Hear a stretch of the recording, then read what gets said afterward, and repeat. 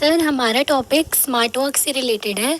हमारी सबकी एज अभी 20-22 के अराउंड ही है, तो हमारा टॉपिक ये है कि किस तरीके से हम स्मार्टली प्लान कर सकें अपने करियर को, ताकि हम वेस्ट ना करें अपना टाइम। क्योंकि मैंने भी पहले बहुत सारी चीज़ें सोची थी, बट फिर चेंज हो गई, फिर अगेन चेंज हो गई, और अभी भी मुझे लगता है कि बहुत सारी चीज़ें मैं एक्सप्लोर कर रही हूँ, तो इट स्टिल कीप्स चेंजिंग।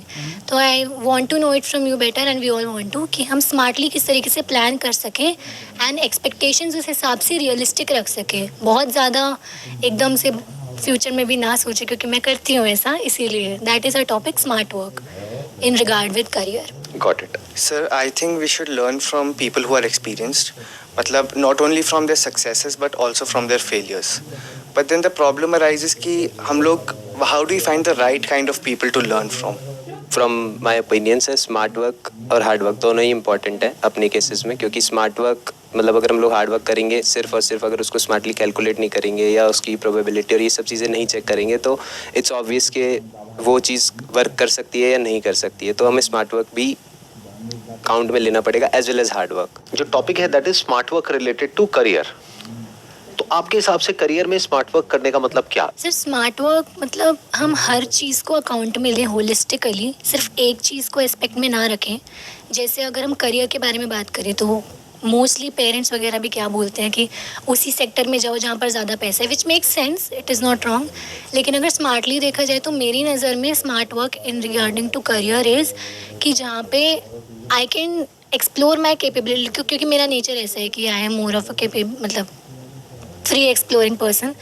तो मैं कुछ ऐसा एक्सप्लोर करना चाहती हूँ जहाँ पे मेरी ग्रोथ भी हो, जहाँ पे मैं फाइनेंशियली भी अच्छा कर सकूँ, एंड जहाँ पे मुझे अपॉर्चुनिटीज़ बहुत मिले एंड मुझे किसी और के अंडर ना हो काम करना पड़े। तो ये करने से आपको कौन रोक रहा है? Because if you want to do it you can do it. What is the problem here?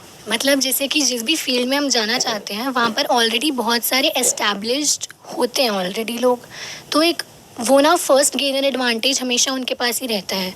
तो अभी जैसे मैं जिस फील्ड में हूँ, if I can create a startup regarding this कि मैं डिजिटली पेशेंट्स को कनेक्ट कर सकूँ with all the renowned physiotherapist which are already in the market. लेकिन यहाँ पे भी बहुत सारी, जितना मैंने स्टडी करा है, बहुत सारी कंपनीज हैं जो कि इस फील्ड को कैपिटलाइज कर रही हैं। तो आई थिंक कि वहाँ पे मैं उनसे कैसे कम्पीट कर पाऊँगी? वो ऑलरेडी जो आए हैं ग्रेजुएट्स हैं, they have so much of knowledge more than me. Smart work का जो सबसे पहला बेसिस होता है ना, वो होता है कि आपकी पहले खुद एक्सपर्टीज होनी चाहिए उस फील्ड में। जैसे अभी एकदम से आप अगर इतना बड़ा कुछ सोचने लग जाओगे तो आपका वो बैकग्राउंड तो है नहीं।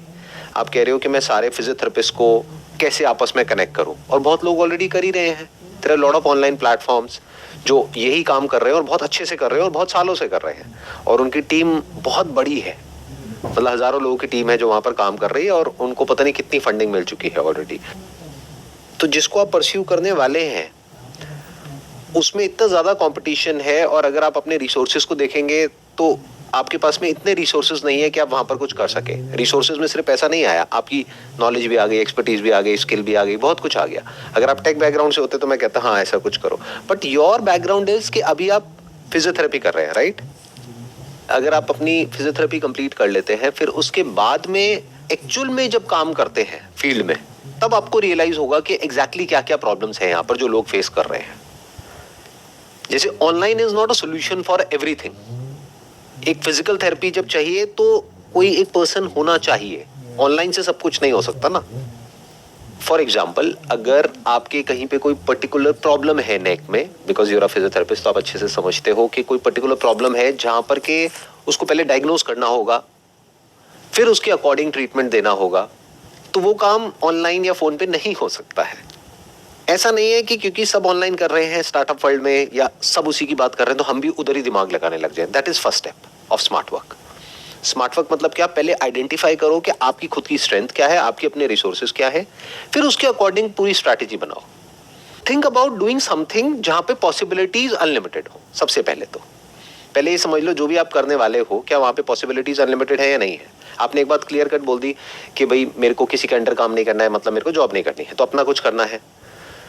तो अब अगर इस फील्ड को आप देखो, दैट इज फिजियोथेरेपी, कितनी पॉसिबिलिटीज है? क्या लोगों की बॉडी में प्रॉब्लम है या नहीं है? सर बहुत है। बहुत है। क्या वो टाइम के साथ साथ बढ़ने वाली है, कम होने वाली है? बढ़ने वाली है सर। क्या ये एक बहुत बड़ी मार्केट नहीं है? Yes sir. और यहाँ पे सबके लिए जगह है। ऑनलाइन के लिए भी, ऑफलाइन के लिए भी, इसके लिए भी, उसके लिए भी। बस ये समझ आना चाहिए कि एग्जैक्टली जो पेशेंट है उसको क्या चाहिए और उसको जल्दी से जल्दी वो रिलीफ कैसे देना है।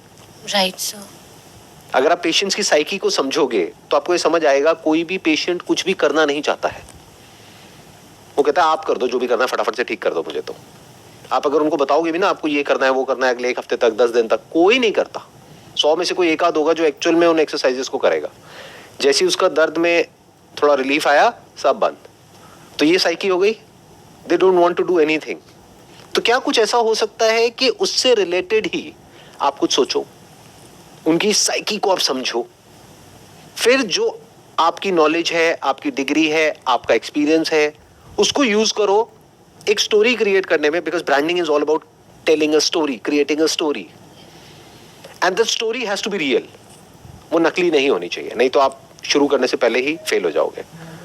तो एक रियल स्टोरी क्या, मैंने कॉलेज से फिजियोथेरेपी करी, उसके बाद में मैंने प्रैक्टिस करी तो ये प्रॉब्लम आई, फिर मैंने इस तरह से आउट ऑफ द बॉक्स सोचा और इस तरह के सॉल्यूशंस ट्राई करे। उसमें से ये सॉल्यूशन एक ऐसा सॉल्यूशन था जो कि काम कर गया और पेशेंट्स की प्रॉब्लम सॉल्व हो गई जो नहीं हो पा रही थी, जिससे उनको टेम्परेरी रिलीफ मिल रहा था और जिससे वो मुझ पर डिपेंड हो रहे थे। तो मैंने सोचा क्या कुछ ऐसा हो सकता है कि वो मेरे पर डिपेंड ही ना हो। देन मैंने रिसर्च करी ग्लोबली, फिर मुझे पता लगा अच्छा साउथ कोरिया में या जापान में एक कंपनी है जिसने इस प्रॉब्लम को सोल्यूशन निकाल लिया है। देन वो प्रोडक्ट मैं वहां से यहाँ पर लेकर के आई और इसमें करना क्या है, आपको कुछ भी नहीं करना है। That is what you want, वही है इसके अंदर कि आपको कुछ भी नहीं करना है। आप इस पे लेट गए और उसके बाद में आपने ऑन कर दिया, इंफ्रारेड उसमें से रेज निकलेंगी और वो आपके पेन को, आपकी जो स्टिफनेस है, आपकी जो ब्लॉकेजेस हैं उसको रिलीज कर देगी।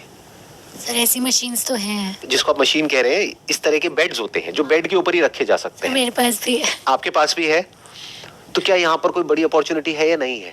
सर ये थोड़ा डिफरेंट हो गया ना, मतलब ये प्रोडक्ट बेस्ड उसमें चला गया। देखो यही होता है गड़बड़। हम क्या करते हैं, पहले अपने माइंड को बहुत नैरो डाउन कर लेते हैं, फिर हम उसमें फंस करके रह जाते हैं, फिर हम उससे बाहर नहीं निकल पाते हैं। अभी मैंने आपको ये बताया कि ये एक पॉसिबिलिटी है, ऐसी एक पॉसिबिलिटी नहीं है, ऐसी और बहुत सारी पॉसिबिलिटीज है। और जब प्रैक्टिकली करोगे तब आपको पता लगेगा इसको करने में क्या प्रॉब्लम है।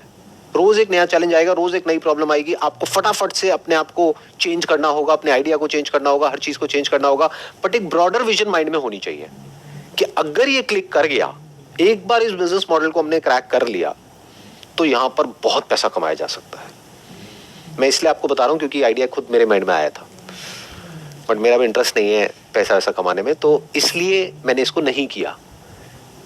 इनफैक्ट आज से 8 साल पहले मैंने अपने एक सेशन में बात करी थी डिटेल में एयर प्यूरिफायर्स के बारे में। तब किसी ने सुना भी नहीं था एयर प्यूरिफायर नाम की कोई चीज होती है इंडिया में। आज तो सब कर रहे हैं। आज सब कर रहे हैं और जो भी कर रहे हैं वो अच्छा पैसा कमा रहे हैं उसमें। सोचो 8 साल पहले जिसने शुरू किया होता आज वो कितना पैसा कमाता, क्योंकि आज उसका ब्रांड एस्टैब्लिश हो चुका होता। अब मैं बता रहा हूं कि फ्यूचर में क्या होने वाला है। फ्यूचर में इस तरह के डिवाइसेस बहुत तेजी से बिकने वाले हैं, जिससे कि आपको जो एक्स एंड पेन्स है बॉडी में, उससे इमीडिएट रिलीफ आएगा बिना किसी की हेल्प के। मतलब आपको किसी डॉक्टर को नहीं बुलाना है घर पे या कहीं जाना नहीं है, क्योंकि घर पे जब आप बुलाते हो किसी डॉक्टर को तो पैसे ज्यादा देने पड़ते हैं, उनके पास जाते हो तो टाइम वेस्ट होता है, तो दोनों तरफ से लॉस हो रहा है ना। राइट। तो कुछ ऐसा जहां पे आपको कुछ भी नहीं करना पड़ेगा। आपके घर पे बेड है, वहां पे आपने उसको फोल्ड को खोला, लगाया, या वो वहीं पे पड़ा हुआ है, 15 मिनट के लिए जाकर के लेट गए, उठे, ठीक हो गए। या कोई डिवाइस है वो लगाया, फटाफट से लगाया, ठीक हो गए। तो future is all about this automation. इसमें एआई भी आएगी आने वाले टाइम में, आ चुकी है काफी जगह पर, और वो डायग्नोस कर लेगी कि आपकी बॉडी में कहां पे क्या प्रॉब्लम है, क्या नहीं है। तो फ्यूचर इज दिस। तो पहले तो फ्यूचर को देखो। अगर उसको हम देख पाते हैं और उस डायरेक्शन में आज से काम करना शुरू कर देते हैं, और आपका दिमाग ये कहता है कि अब मेरे को ब्रांडिंग को समझना है, ब्रांडिंग क्या होती है, can I create a brand in this space and tell a story. क्योंकि ब्रांड तो कोई भी क्रिएट कर सकता है, बट उनके पास में स्टोरी नहीं है ना। आपके पास में एक स्टोरी है, और ज्यादा टाइम नहीं लगेगा आपको women entrepreneur of the year award मिलने में या अवार्ड्स मिलने में, ज्यादा टाइम नहीं लगेगा, मे बी 2-3 साल 4 साल। यंगेस्ट एंटरप्रेन्योर, ये सुनने में भी बड़ा लग रहा होगा, बट ये कोई बहुत बड़ी बात नहीं है, हो जाता है।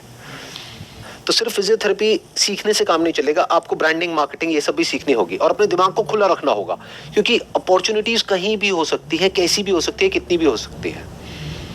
अगर मेरे माइंड से देखोगे, मेरे एंगल से देखोगे, कितना आसान है इस बिजनेस को करना, उसकी कोई हद नहीं है। आपको एक अच्छी सी हेडलाइन क्रैक करनी है, उस हेडलाइन को आपने कहीं पे ऐड दिया, मानो इंस्टाग्राम पे, यहाँ पे, वहां पे, फेसबुक पे। आजकल तो इन्फ्लुएंसर मार्केटिंग इतनी आसान हो गई है कि बहुत सारे इन्फ्लुएंसर्स ऐसे हैं जो बहुत बड़े नहीं है, बहुत छोटे नहीं है, मिड लेवल पे हैं, वो आपसे बार्टर कर लेंगे। मानो ये प्रोडक्ट आप 15,000 का बेच रहे हो, बट आपकी कॉस्ट आ रही है 5,000 की, तो आपको तो 5,000 रुपये लगा ना।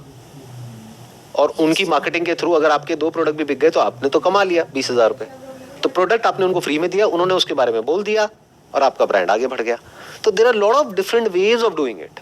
और एडवर्टाइजिंग बहुत सस्ती हो चुकी है आज की डेट में। बस एडवर्टाइजिंग में एक ऐड को क्रैक करना होता है, इतना आसान होता है बिजनेस। बट ये जो मैं बोल रहा हूं, आई एम नॉट श्योर कैसे आप समझ पाओगे इस चीज को, क्योंकि मैं बोल रहा हूं अपने एक्सपीरियंस के बेस पे, आप उसको देख ही नहीं पाओगे। बिल्कुल ऐसा है, मैं किसी जगह पर होकर के आ चुका हूं, या मैं उस जगह पर हूं और मैं उसके बारे में आपसे बात कर रहा हूं, आप सुनोगे, आप कहोगे सुनने में तो बड़ा अच्छा लग रहा है, नीला आसमान, सफेद बादल, बर्फ के पहाड़,